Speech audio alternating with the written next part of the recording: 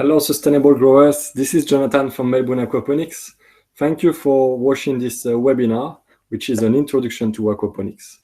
So before we start the webinar, please grab a big glass of water and turn your phone off. I just want to make sure you don't move for an hour. So let's start the webinar. I'm going to put my slides on the screen.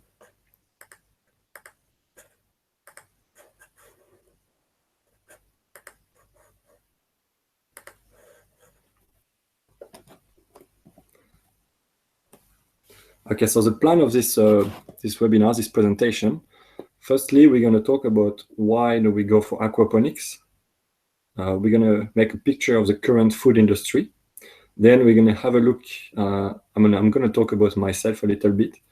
We're going to look what is aquaponics and what is the definition of aquaponics, how it works, what are the main advantages, what kind of food can we grow in aquaponics, what kind of fish, what kind of vegetables. And then we're going to talk about, I'm going to respond to a few common questions that I often receive about aquaponics. And then we're going to see how to start aquaponics and what is the best way to success. So the current industry, the current food industry that we are now living in is producing food in monoculture, which means that all the food we are producing and we are eating is grown in a field in one species. So for example, if you buy corn from the shop, it's grown in a field where we grow only corn, nothing else, and all the other forms of life are killed by pesticides. And we don't work with nature, we work against nature, because nature always tries to balance the quantity of species in an ecosystem.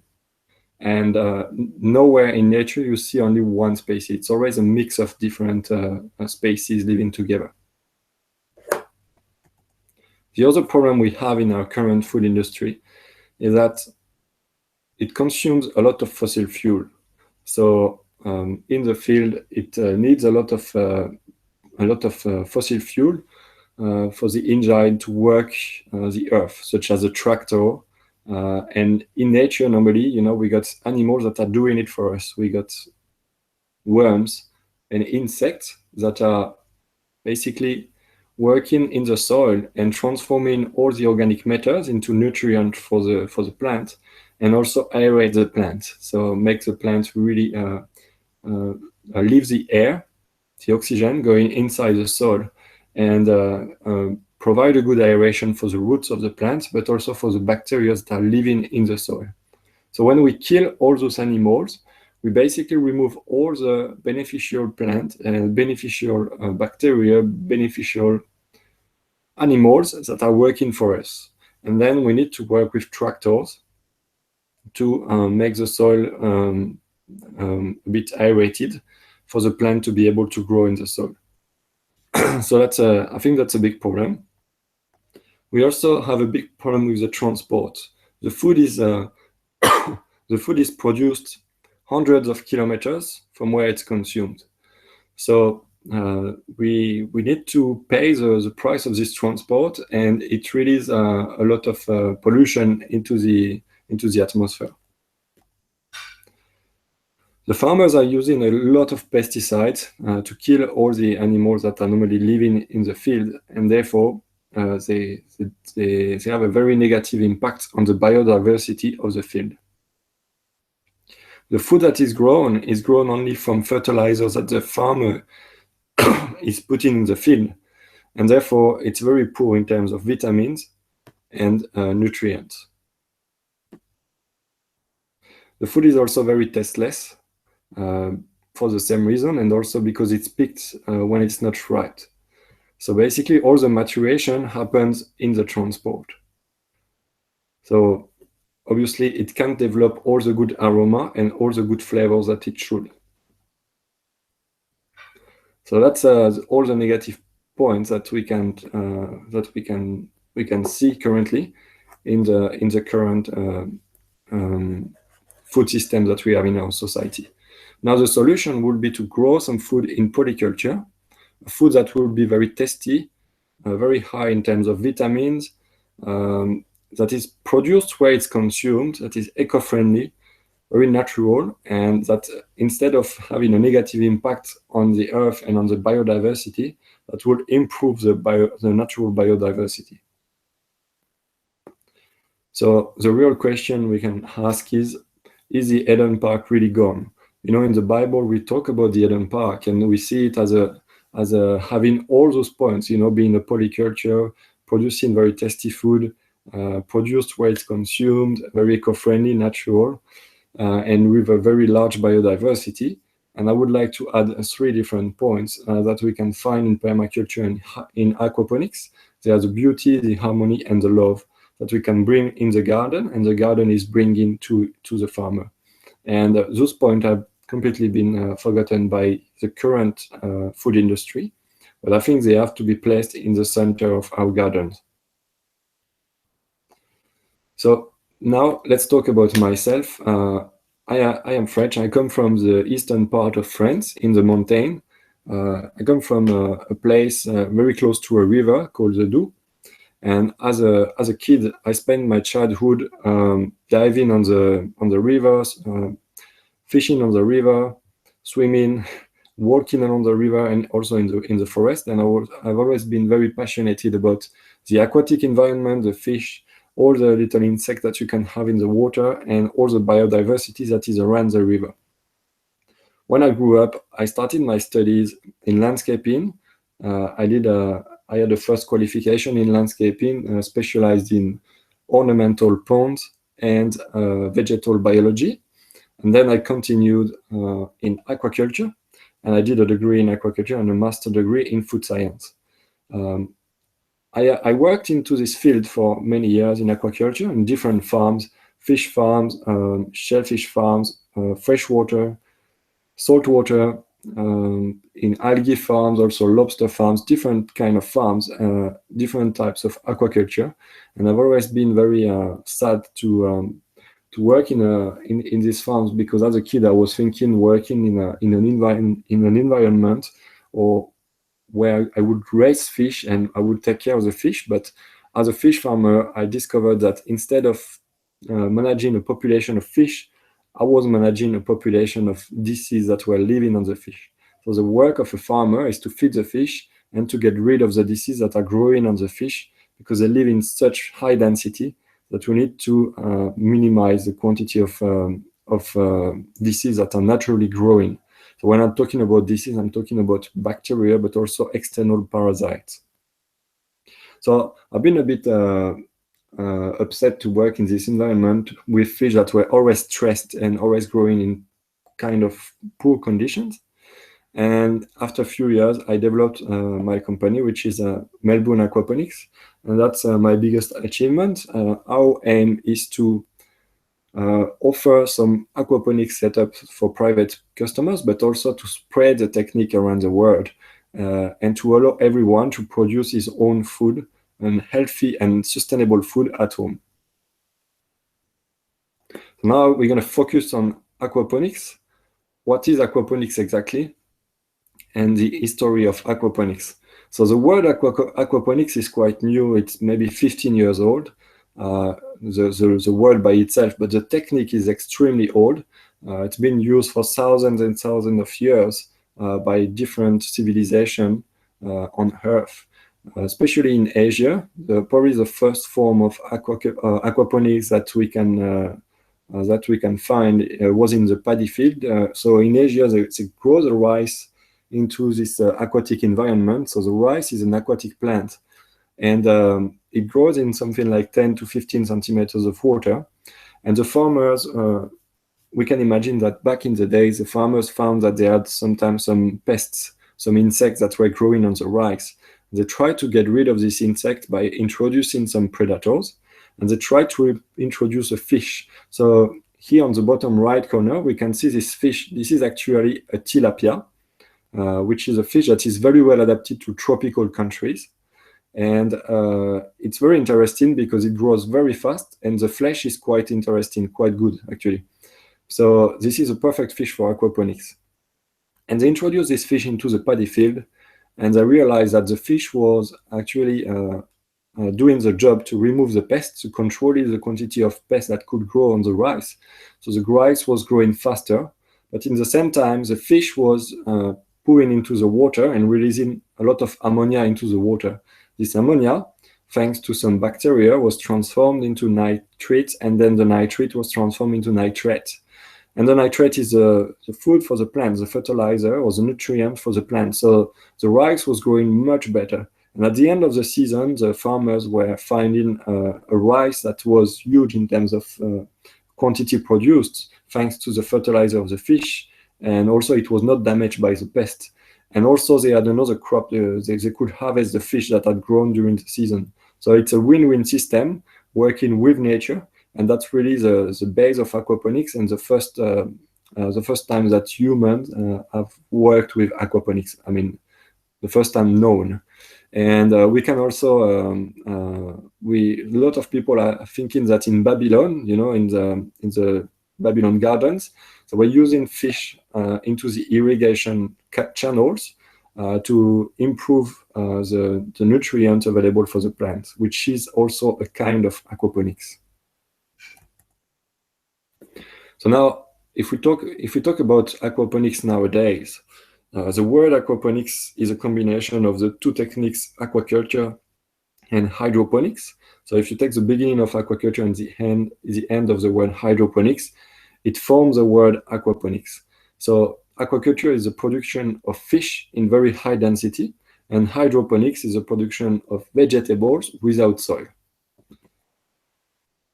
So if we look at those two different techniques side by side, we're going to realize that they got some very negative points that we don't find in aquaculture.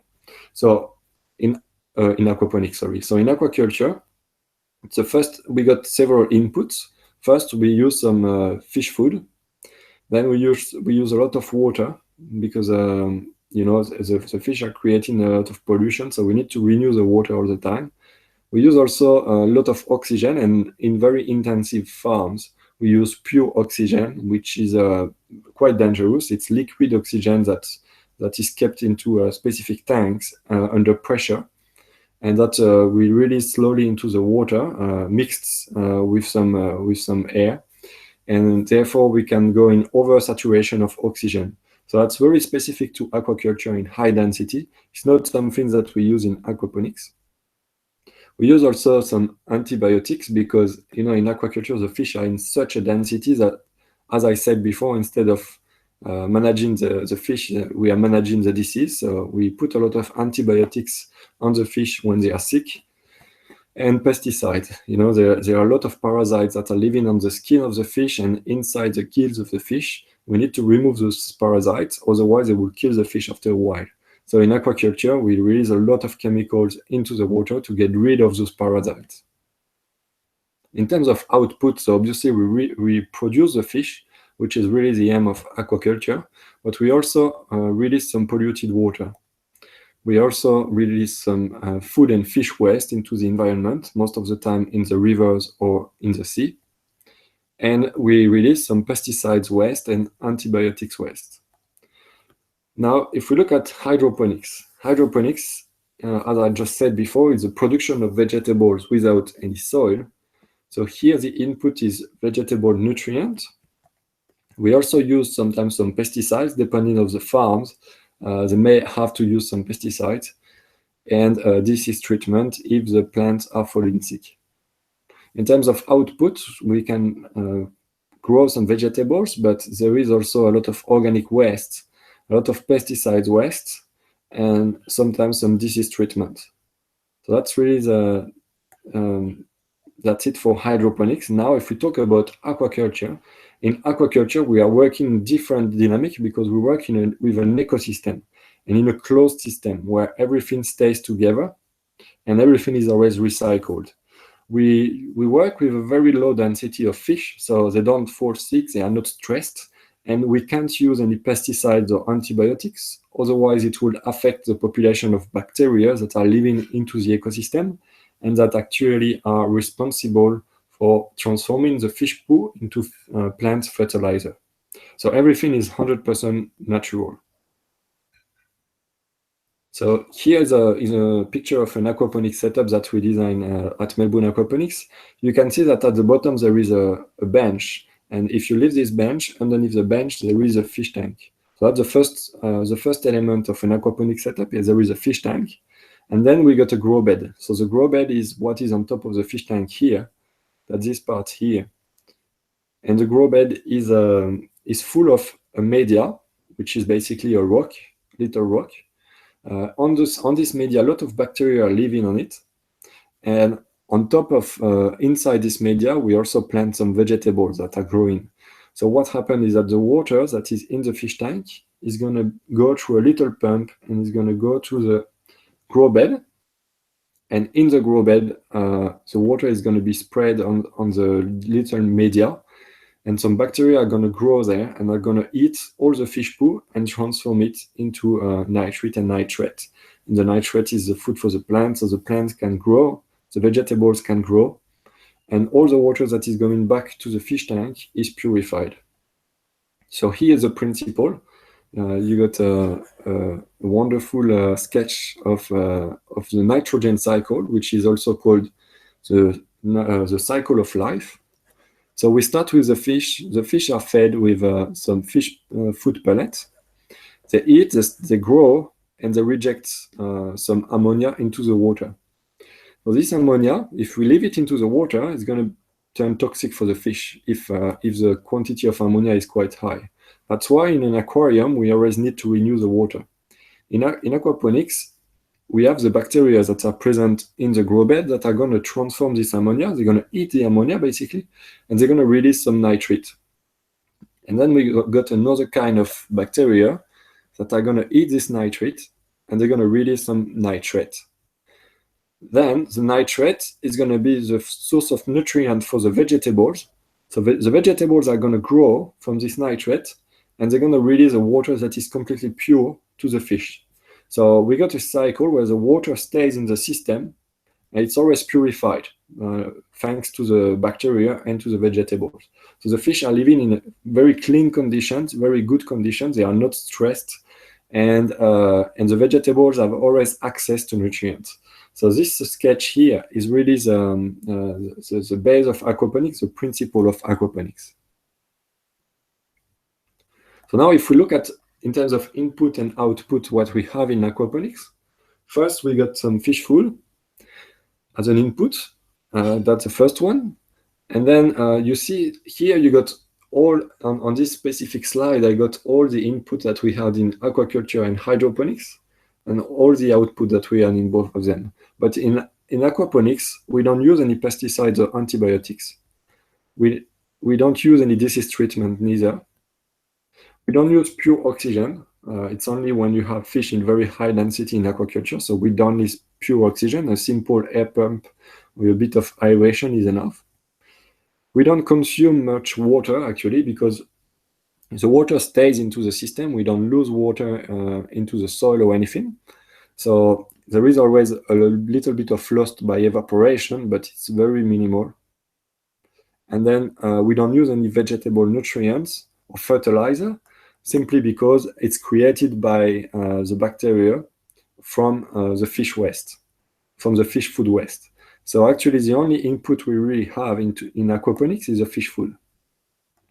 In terms of output, we got some pesticides waste. No, we don't have pesticides waste in aquaponics because we don't use pesticides, so we can remove them. We don't have fish waste. We don't have food waste because everything is recycled. We don't have polluted water neither.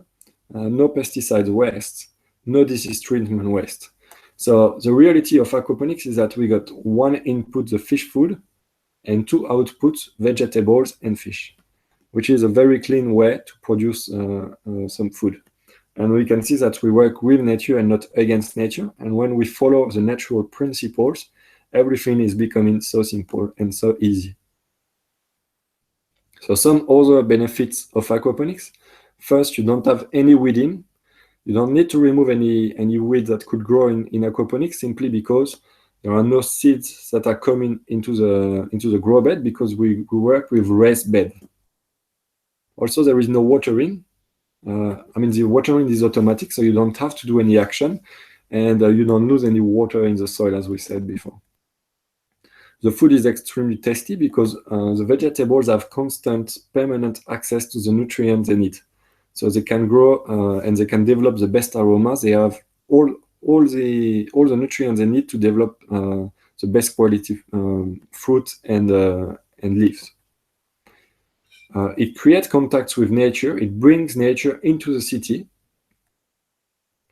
The plants are growing twice as fast as in a normal garden, simply because in a classic garden, the plant needs to develop long roots to be able to access the few nutrients that are in the soil, and they are limited by whatever is into the soil.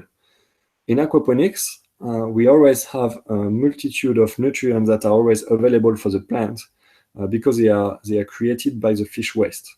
So the plants are growing in a moist area where they have always access to the nutrients they need. So the only really limit to the vegetable growth in aquaponics is the access to sunlight and is the temperature.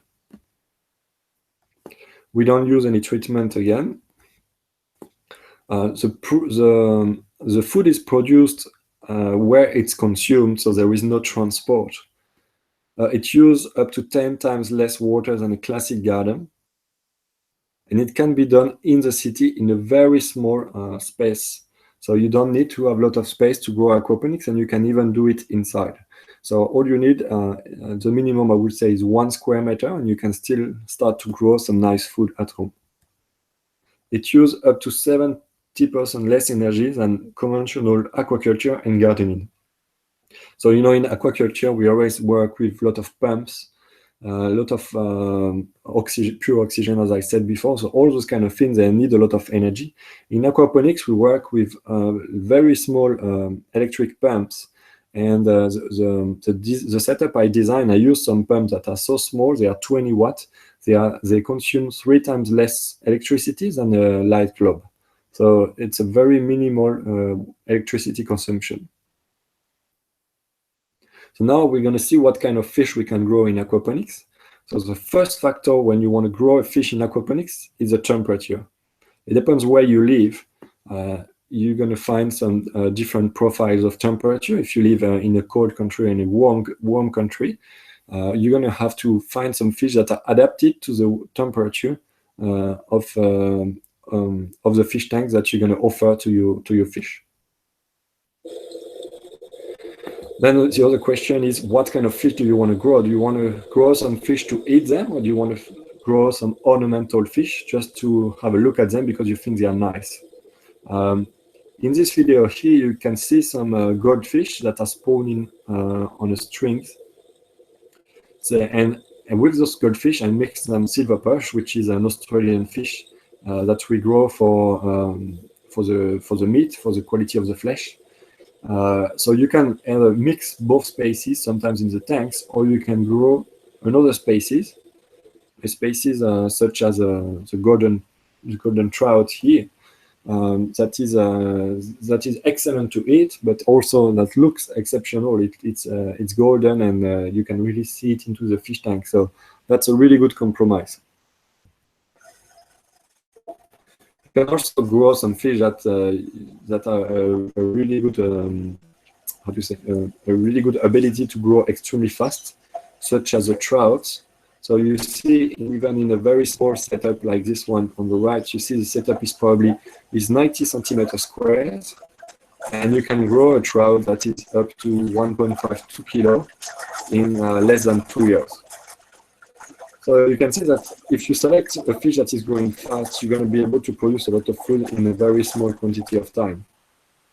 Now, if you begin in aquaponics, I would recommend to use another species, which is, for example, here in Australia, we can use silver perch. If you are in another country in Australia, you can use tilapia if you're a warm country. If you're in cold water, you can use carps or any other kind of fish that is adapted to the water temperature, but that is very hardy. When you start aquaponics, you want a fish that is able to survive if you make any mistake. So if you have a peak of nitrates that are toxic for the fish, you want to start with fish that are going to be able to handle it for a little period and that are going to be able to survive. You don't want fish that are very, very sensitive and that are going to die if you make a mistake. Now, let's see what kind of vegetables we can grow. So first, that's the same thing as for the fish. We want vegetables or plants that are adapted to the temperature of the area we live in. So simply look at the farmers around or the gardeners, what they are growing, and you can grow the same kind of crop. And always keep in mind that for the vegetables, they need to be adapted to the season, because they are very also dependent to the quantity of light available. So there are some plants that are more adapted to summer, and some other plants that are more adapted to winter. Same question, would you like to grow the plants to eat them or for ornamental conditions? I just realized that we got a little technical problem, so I'm just going to relaunch the slides. Let me just see that.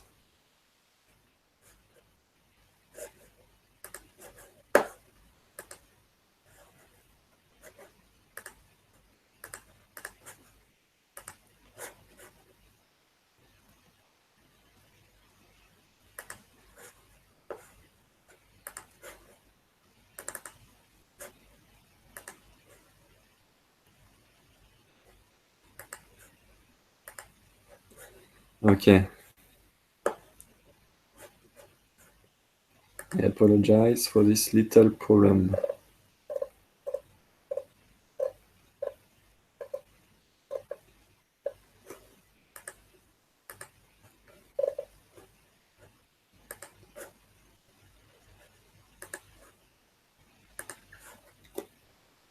Okay, I think we are back. So yeah, what kind of vegetables would you like to grow? Is it edible vegetables that you want to grow, or ornamental vegetables? Or you want a mix of both? You know, you can find some, if you look at the picture on the right, that's actually a snow pea that is going to develop some wonderful peas that are really succulent or wonderful to eat. But you can see that the flowers are also, they are so beautiful, so pretty, with those colors, a bit of purple, very flashy. So there are really some really nice compromise as well, such as for the fish. In terms of the vegetables, you want when you start aquaponics, you want a vegetable that is easy to grow, and you're going to start with leafy vegetables such as cabbage, kale, lettuce, spinach. Those kind of vegetables that develop a lot of leaves, and they are very easy to grow at the beginning. And once the setup is really established, then apparently,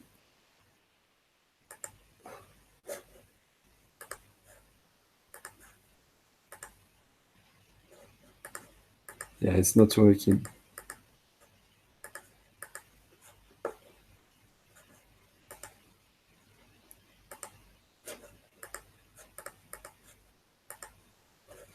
Okay, it's working again now. So the vegetables that you want to grow, when you start aquaponics, you want to grow leafy vegetables. And after a year or 6 months, you can go for other kind of vegetables that are a bit more interesting and that develop fruits, such as tomatoes. Yeah, they need a bit more organic matter than the leafy vegetables. So now I'm going to respond to a few common questions.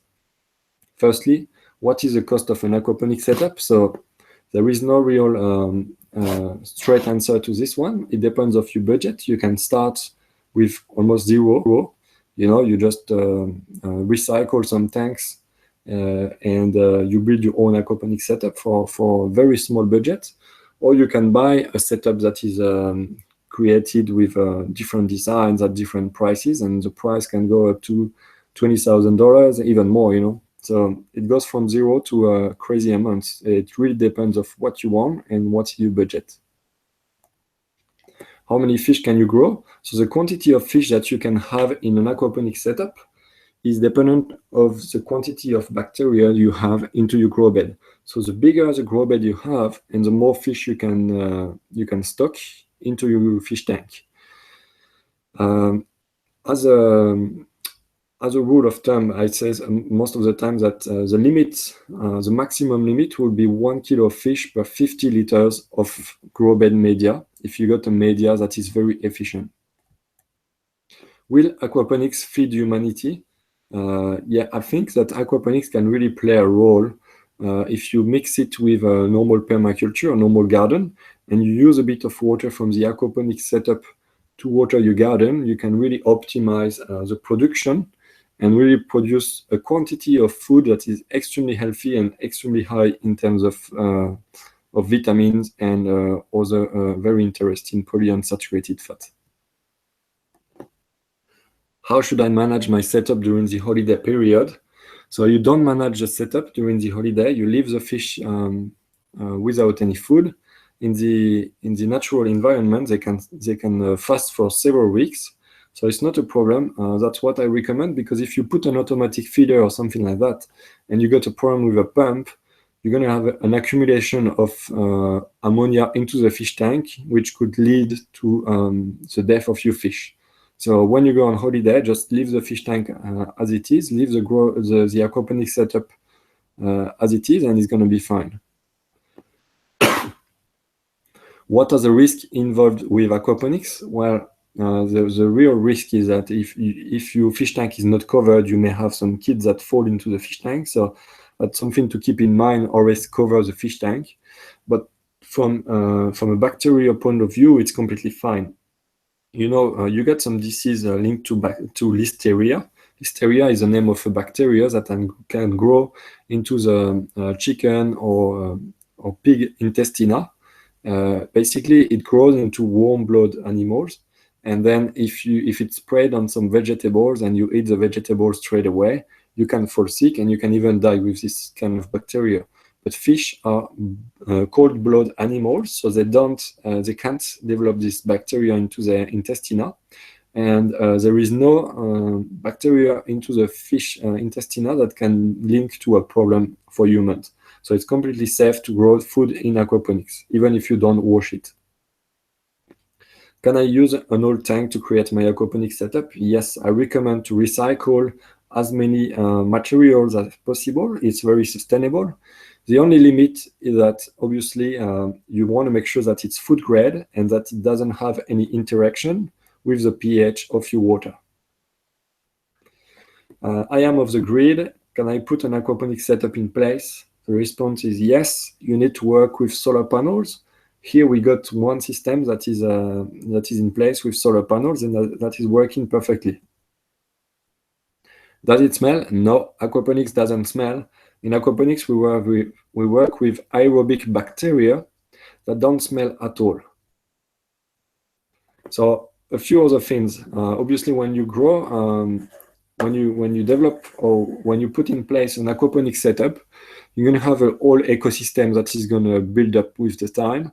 And after a few months, you're going to see a lot of insects around, a lot of life around your aquaponics setup. That's also very interesting for the kids.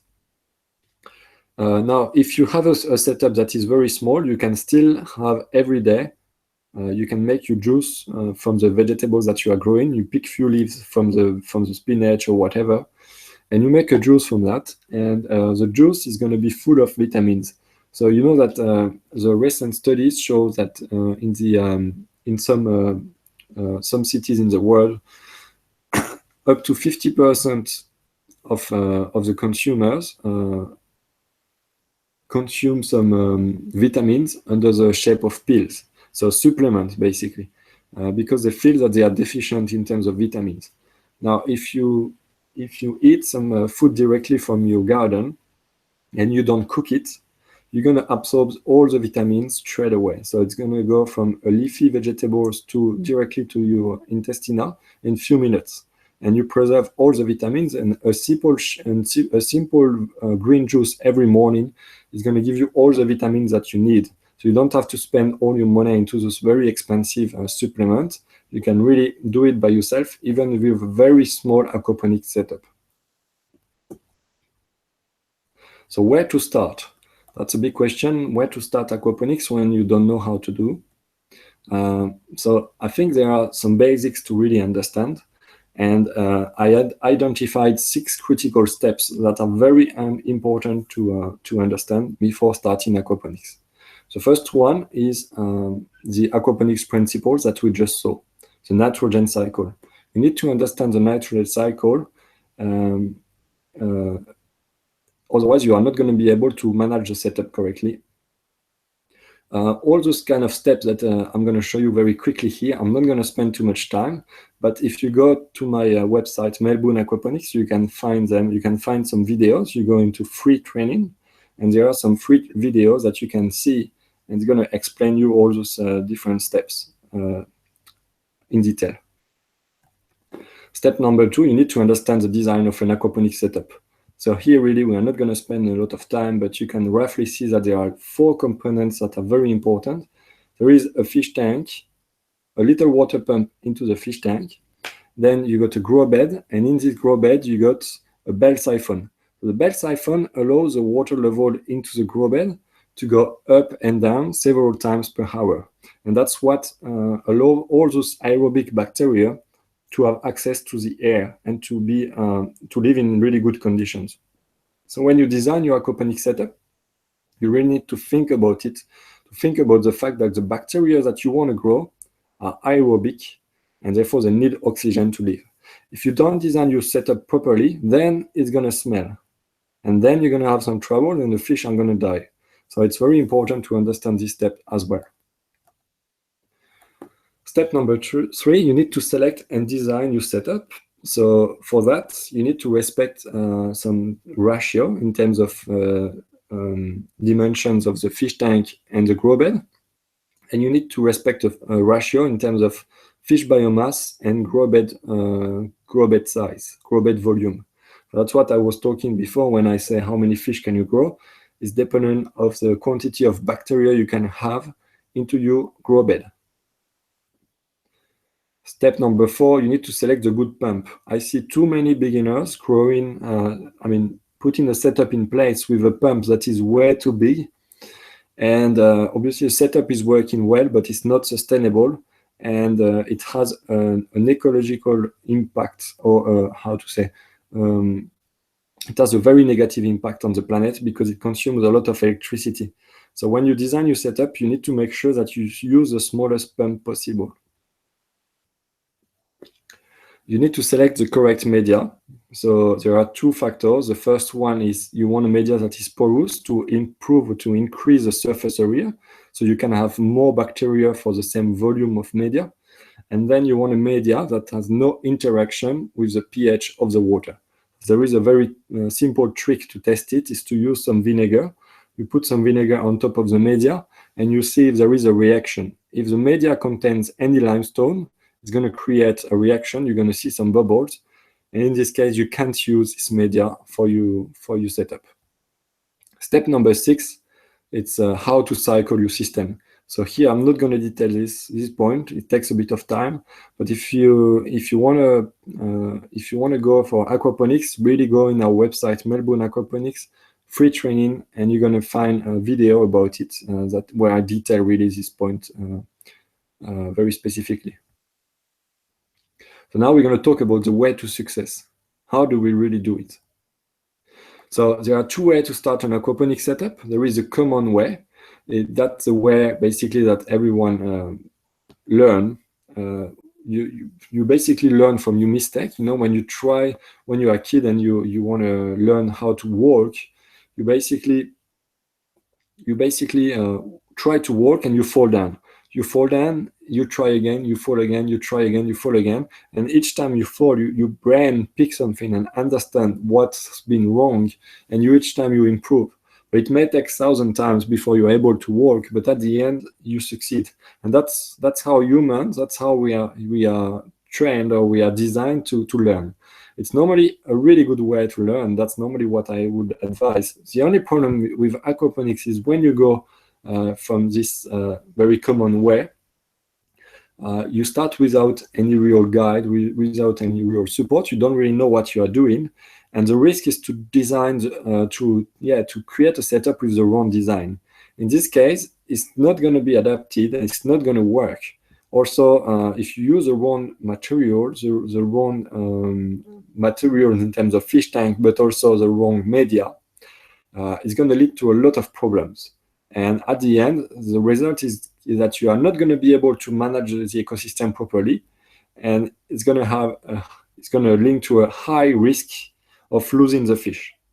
So you can be sure that if you start without any knowledge, you're going to lose the fish, and it's going to be dramatic. I mean, it's going to cost you a lot of money, a lot of time, and obviously it's going to be very sad to lose the fish. So that's why that's not the way I recommend. What I recommend is the second way, the way to success, that's how I call it, is basically to follow the advice from someone who can guide you, someone who got some experience and a certain expertise, and can really guide you through the process of building and managing your own aquaponics setup. So if you do that, it's gonna lead you to a good result. You're gonna start with a good design from the beginning, and you're gonna select some adapted material. So the fish and the vegetables are gonna grow well in your setup, and it's gonna be healthy, full of vitamins. I mean, growing in good conditions. So it's gonna be basically a success. That's why I call it the way to success. Now, I am going to offer you my support in this video. I'm going to offer you a few options, but you don't have to go with me. I mean, there are a lot of experts available. The only problem is if you follow some advice on internet, sometimes you get some good advice, but you got some advice that are not really good at all. So be careful who you follow. So at Melbourne Aquaponics, we can offer you two supports. The first one is a digital aquaponics manual. This book has been designed from all my knowledge. I put all my knowledge in this book. I give you all the tips that you need to be able to create and manage an aquaponics setup in good conditions. It covers 45 sections, and it goes through all the critical limits, all the design tips, all the different things that you may need. It's a book of a bit more than 150 pages, but even if you don't like to read, the good thing with this book is that I divided it in 45 sections. So if you need something very specific, you don't lose your time to go through the whole book. You can just go to the page you need, and you find it directly. In 1 minute, you got the information you need. And there are a lot of sketches, so it's very, very informative. So if you are interested by this book that I really advise anyone who wants to start in aquaponics to have, you can get it from the description of the video. I'm going to put a link, and you're going to have a lot of information about this book, and you're able to order it as well from this link. So go into the description of the video, and you're going to find it. The other support that I can offer you today, that's the first time I offer this support, it's a full online aquaponics training. So I'm still working on it at the moment, but this training is composed of 5 modules and more than 25 lectures. It's composed of, the first module is the aquaponics principles. So we're going to see exactly what is it, how it works, what is the ecosystem, what are the components of the ecosystem and the different relations between those components. Then the limits and the different ratios that you have into your aquaponics setup. When I talk about limit, that's what we saw before. There are some different limit of quantity of fish biomass that you can have, the limit in terms of vegetables. I mean, all those kind of ratios that are very specific to aquaponics. And if you don't know that, it leads to a big problem. So we're going to spend a full module on those limits that are very important, and then another module on the design, another one on the cycling and testing the water, maintaining a good quality into your ecosystem, and finally, how to plant, introduce fish, and maintain the setup. So that's a full package where you got all the information that you really need to know and to understand in order to manage your aquaponics setup in good conditions. So this training, I still work on it at the moment.